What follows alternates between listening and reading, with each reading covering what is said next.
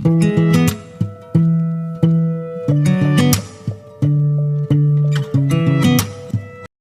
Students, welcome once again to my YouTube channel. जैसा कि आप सभी लोगों को पता है कि क्लास 10 सीबीएसई बोर्ड टर्म 2 के एग्जाम जो है अप्रॉक्सीमेटली जो है खत्म हो चुके हैं।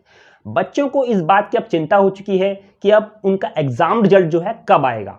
एग्जाम रिजल्ट के बाद उनको इस बात की चिंता होगी कि उनका स्ट्रीम उन्हें कौन सी चुननी होगी, या कभी स्कूल उन पर प्रेशराइज तो नहीं करेगा स्ट्रीम चुनने के लिए, और स्ट्रीम किस तरह से उन्हें चुनना होगा, उनके स्ट्रीम्स को चुनने के पीछे उनका लक्ष्य क्या है, एम क्या है, ये उनके दिमाग में काफी तरह के क्वेश्चंस होते हैं। कभी कभार उनको माँ बाप प्रेशराइज करते हैं, या नेबर्स प्रेशराइज करते हैं, या रिलेटिव्स प्रेशराइज करते हैं कि ये स्ट्रीम अच्छी है, ये स्ट्रीम अच्छी है, ये लेना है, वो लेना है, इससे ये होगा, उससे वो होगा।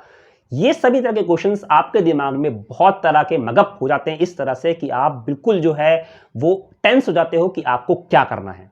जो आपको करना होता है आप वो भी नहीं कर पाते हो।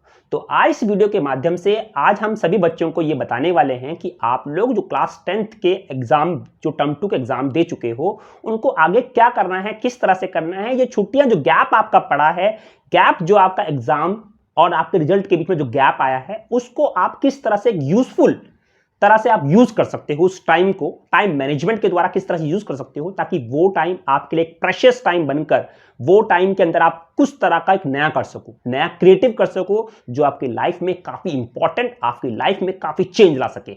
तो आज इस टॉपिक पर हम बात करने वाले हैं। तो आइए आज हम स्टार्ट करते हैं आज की इंटरेस्टिंग और बहुत ही important video. Let us start today's video. तो स्टूडेंट्स, आज हम कुछ इंपॉर्टेंट पॉइंट्स पर बात करने वाले हैं, जो काफी पॉइंट्स इंपॉर्टेंट है आप लोगों के लिए।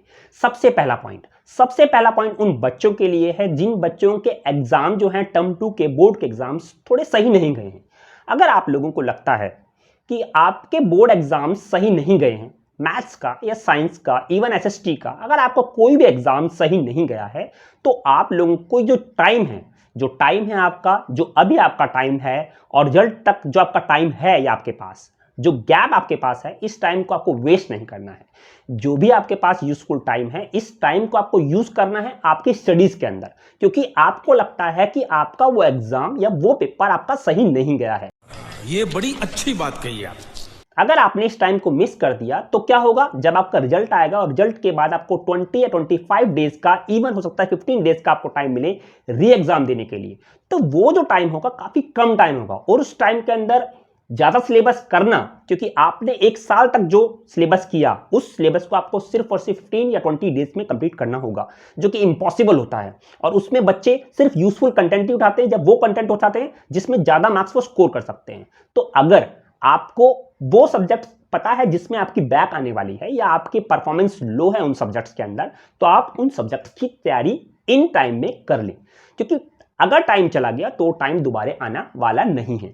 ये ना सोचें कि वो बच्चा खाली बैठा है, या वो बच्चा अपने नानी के घर गया है, या वो बच्चा घूमने गया है, या वो बच्चा और कुछ कर रहा है, तो मैं ऐसे क्यों बैठूं। मजा नहीं आ रहा है। नहीं, आपको अपना टाइम देखना है कि किस तरह से आपको इस टाइम को यूज करना है।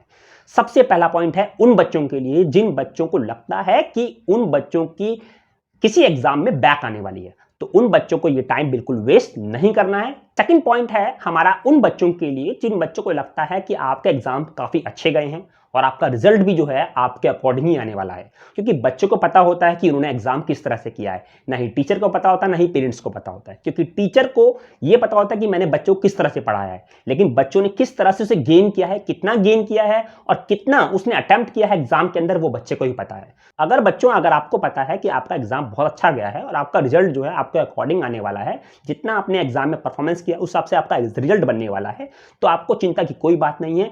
आपको अब सेकंड चिंता ये करनी है कि आपको अपनी लाइफ में आगे क्या करना है। वो बात की बात है, लेकिन जो ये टाइम है, जो प्रेशियस टाइम आपको मिला है, इस टाइम को आपको यूजफुल करना है।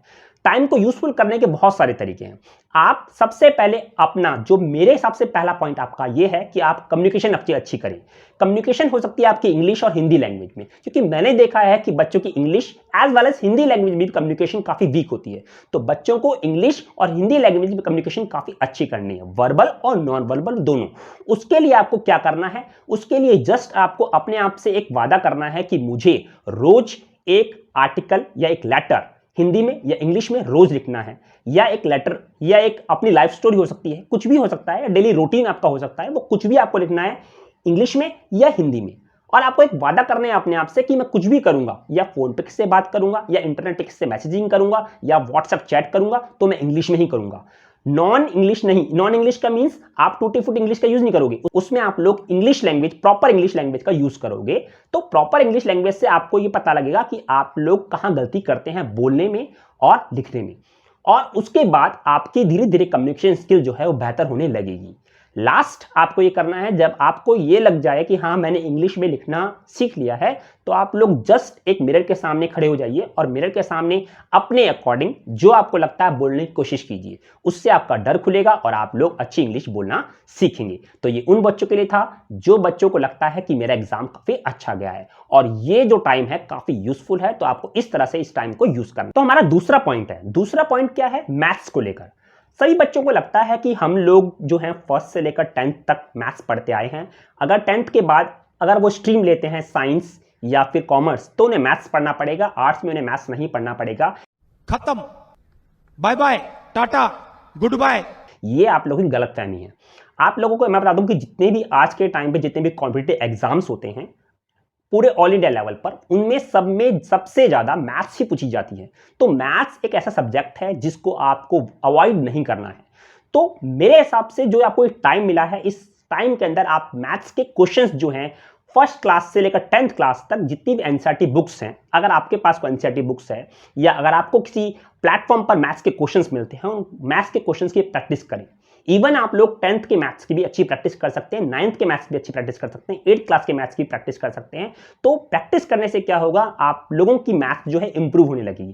कई बच्चों का ये सवाल होता है मैथ्स तो हमारा सब्जेक्ट है नहीं तो हम क्यों पढ़े। नहीं, मैथ्स आपका सब्जेक्ट नहीं है, लेकिन फिर भी आपको पढ़ना पड़ेगा।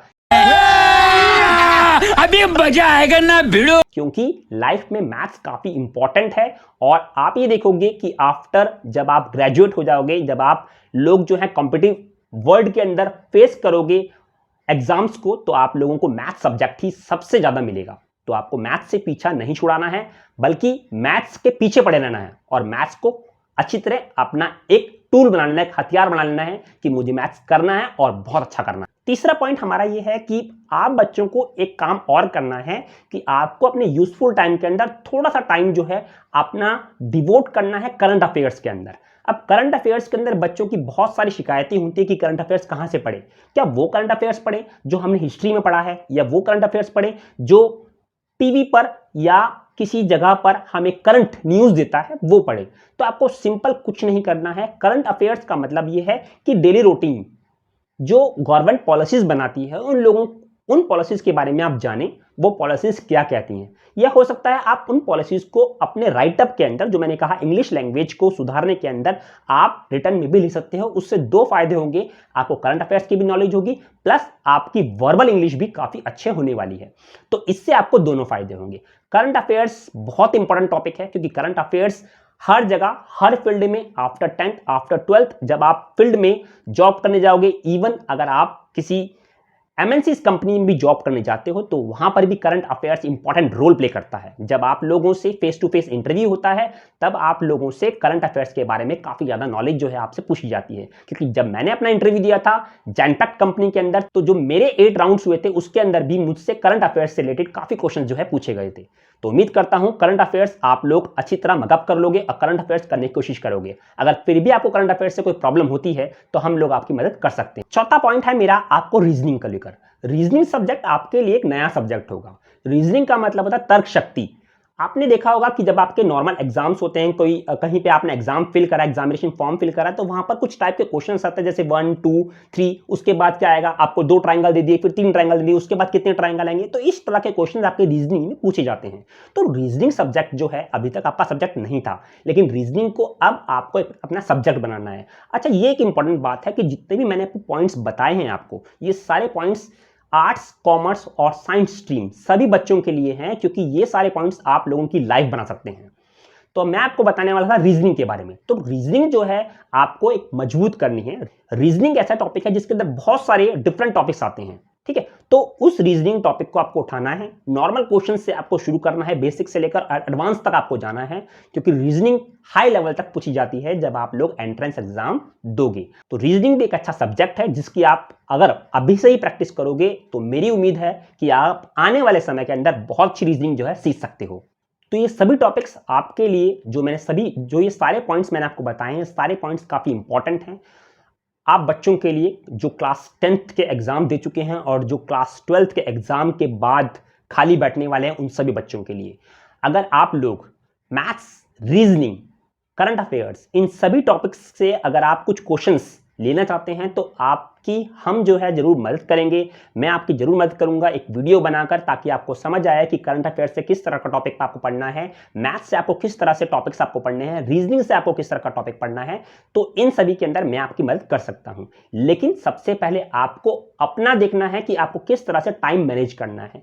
क्योंकि मेरे हिसाब से बच्चों के दिमाग में इतने सारे क्वेश्चंस होते हैं कि नहीं, क्लास 10th के बाद तो मुझे जिम जाना है, क्लास 10th के बाद तो मेरा दोस्त जो है वो बॉडी बनाएगा तो मुझे भी बॉडी बनानी है, क्लास 10th के बाद तो मुझे अपनी नानी के घर जाना है, क्लास 10th के बाद तो मुझे नाना के घर जाना है, क्लास 10th के बाद तो मुझे घूमने जाना है, क्लास 10th के बाद तो मुझे पबजी पर गेम खेलनी है। तो ये सभी जो हैं, ये सभी एक्टिविटीज में बच्चा अपना टाइम वेस्ट कर देता है, और टाइम वेस्ट करने के बाद जब टाइम निकल जाता है तो हम लोगों को पता लगता है कि टाइम कितना इंपॉर्टेंट होता है।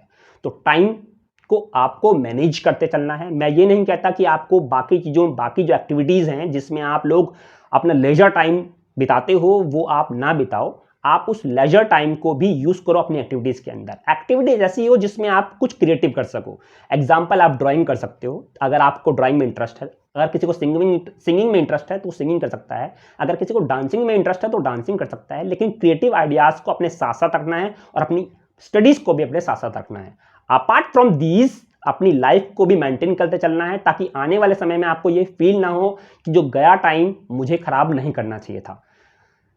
ये सभी पॉइंट्स आप सभी बच्चों के लिए काफी इंपॉर्टेंट हैं। कुछ भी अगर आपको प्रॉब्लम हो तो आप कमेंट सेक्शन में मुझे लिख सकते हैं। आज की वीडियो कैसी लगी प्लीज लाइक और शेयर जरूर कीजिएगा। इसी तरह से हम नए कंटेंट आपके लिए लाते रहते हैं। अगर आपको इन फ्यूचर कुछ भी अगर किसी तरह की तैयारी करनी है, एसएससी, एमटीएस, एसएससी, सीपीओ, अगर इन सभी के बारे में आपको जानना है तो मैं आपकी मदद के लिए आपके पास हमेशा खड़ा हूं। आज के लिए इतना ही, मिलते हैं नेक्स्ट वीडियो में। धन्यवाद, थैंक यू।